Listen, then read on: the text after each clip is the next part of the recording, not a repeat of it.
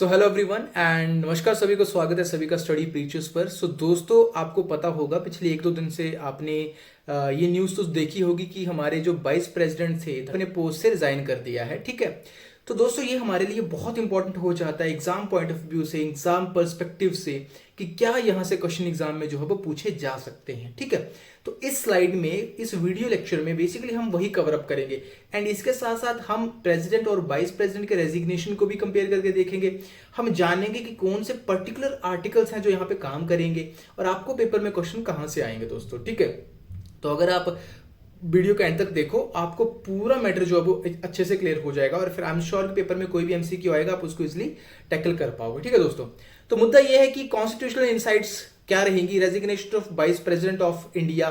ठीक है, किस तरीके से वो रिजाइन करते हैं, बेसिकली क्या प्रोसीजर रहता है फुल, वही हम जानेंगे। ठीक है, as you know this is the president house. ठीक है, और क्या इसमें बातें रहेंगी कॉम्पिटिटिव एग्जाम्स के लिए, क्या इंपॉर्टेंट चीजें हैं वो सब हम इसमें जानेंगे।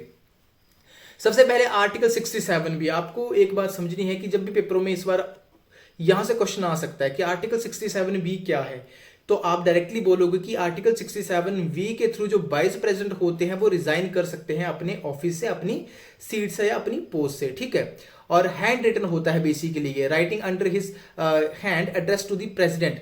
ये बात समझना बड़ी इंपॉर्टेंट है कि वाइस प्रेसिडेंट अपना रेजिग्नेशन किसे देगा, तो वो देगा अपना रेजिग्नेशन प्रेसिडेंट साहब को। वाइस प्रेसिडेंट हमेशा प्रेसिडेंट साहब को देते हैं, और जब प्रेसिडेंट साहब अपना रेजिग्नेशन देते हैं तो वो किसे देते हैं, वो देते हैं वाइस प्रेसिडेंट को। तो ये आपको कॉम्बिनेशन याद रखना है। ठीक है, तो आर्टिकल 67 ऑफ द कॉन्स्टिट्यूशन क्या बोलता है कि vice president of holds office for a term of 5 years for the date on which he enters. 5 सालों के लिए बेसिकली वैलिड होता है इनका ऑफिस का जो टर्म होता है, जिस दिन वो अपने ऑफिस में एंटर करते हैं तब से काउंट इनका वो स्टार्ट होता है। लेकिन बीच में कुछ ऐसे कारण होते हैं जिनके चलते ये रेजिग्नेशन भी दे सकते हैं। वो क्या कारण है वो इसी वीडियो लेक्चर में आपको बताऊंगा। तो क्या आर्टिकल याद रखोगे, आर्टिकल 67। ठीक है, और आर्टिकल 67 भी पर्टिकुलरली क्या बताता है, रेजिग्नेशन क्लोज है, ये रेजिग्नेशन के बारे में बताता है। अभी जैसे कि धनखड़ साहब ने रेजिग्नेशन दिया है तो वो रेजिग्नेशन के बारे में ये बताता है। ठीक है, और साथ में ये भी आपको बात याद रखनी है, this provision outlines this sole mechanism for voluntarily resignation. Constitution में ऐसा कहीं नहीं लिखा है कि उनको फोर्स किया जा सकता है रिजाइन करने के लिए।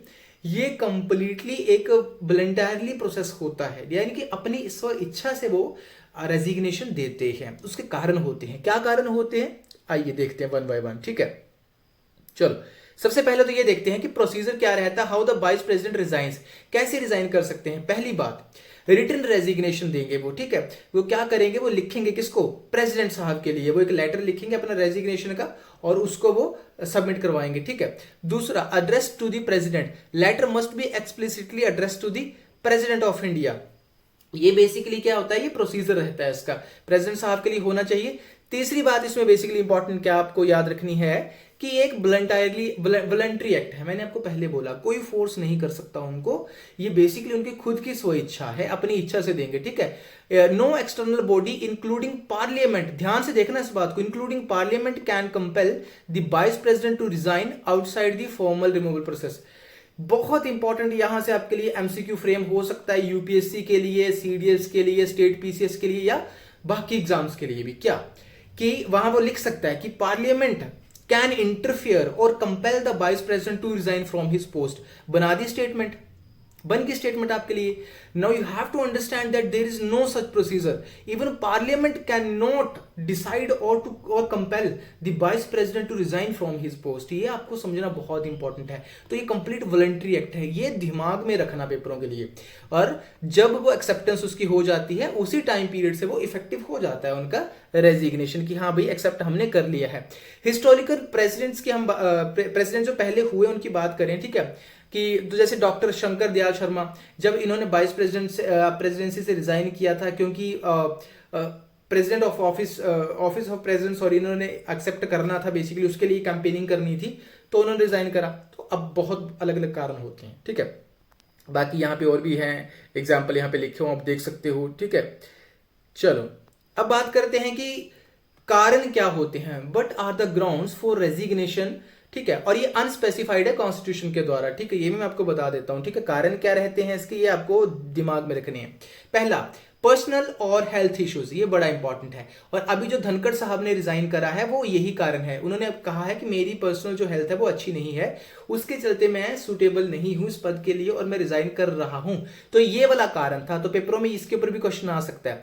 देखो, कोई सीरियस हेल्थ कंडीशन हो या एजिंग को इफेक्ट उनको लग रहा हो तो वो यहां से रिजाइन कर सकते हैं। दूसरा, पॉलिटिकल एलिवेशन। पॉलिटिकल एलिवेशन का मतलब क्या हुआ कि वाइस प्रेसिडेंट ने प्रेसिडेंट की पोस्ट के लिए कैंपेनिंग करनी है, उसके लिए जाना है, बेसिकली इलेक्शन के लिए जाना है, तो वो क्या करेंगे, वो इस अपने पद से इस्तीफा दे सकते हैं। जैसे डॉक्टर शंकर दयाल शर्मा भी, ऊपर मैंने अब जिनकी पिक आपको दिखाई, उन्होंने भी ऐसा किया था।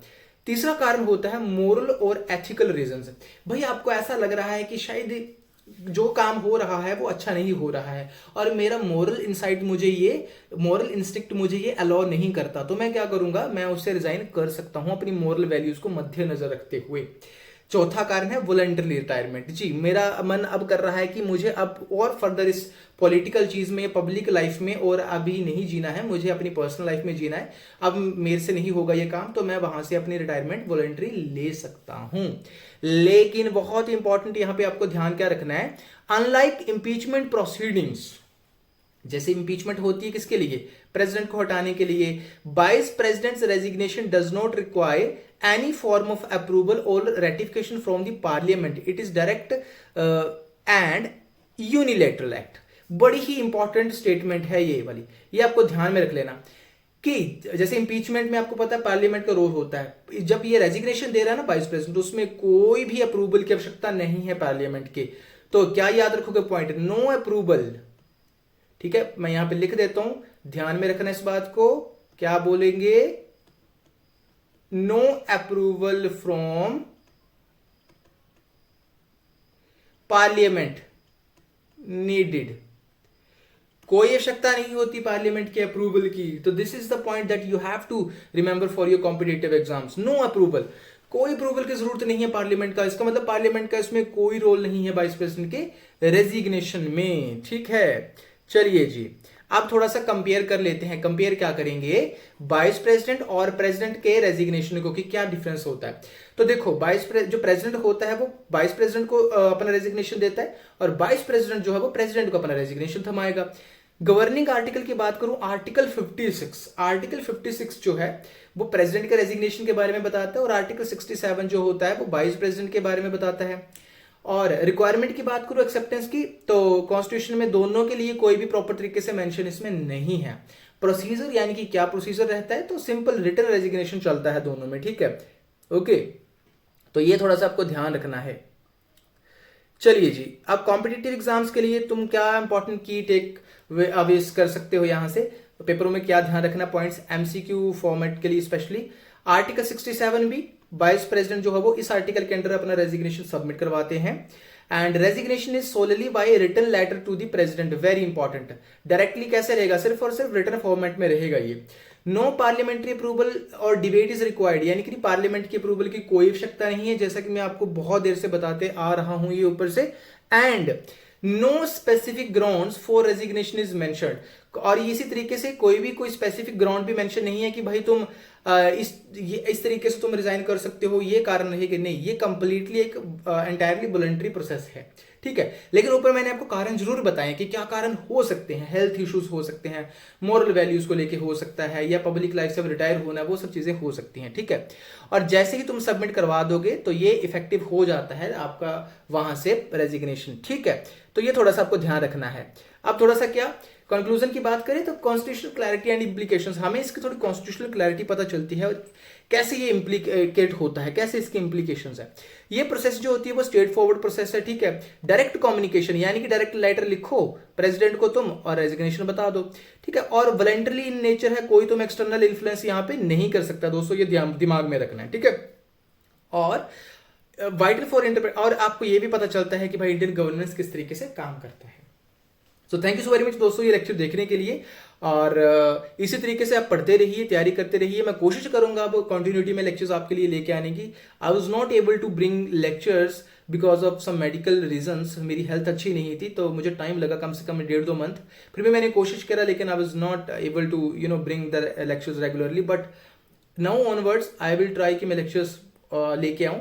और अगर आप दोस्तों तैयारी करना चाहते हो, आप अफोर्डेबल रेट्स पे कोचिंग करना चाहते हो मेरे से, तो मैं आपको जीएस की कोचिंग करवाता हूँ, ठीक है। इंग्लिश ग्रामर की कोचिंग मैं आपको करवाऊंगा यहाँ पे, राइट। और कोई हिमाचल से स्टूडेंट है तो हिमाचल प्रदेश जीके कंप्लीट करवाता हूं मैं, ठीक है। अलग अलग कोर्सेज आप बहुत अफोर्डेबल रेट्स पे आपको मिल जाएंगे दोस्तों, बहुत अफोर्डेबल रेट्स पे मिलेंगे। तो आप मुझसे कॉन्टेक्ट कर सकते हो। मेरा नंबर मैं अब यहाँ पे मेंशन कर देता हूँ, 7807041836, ठीक है।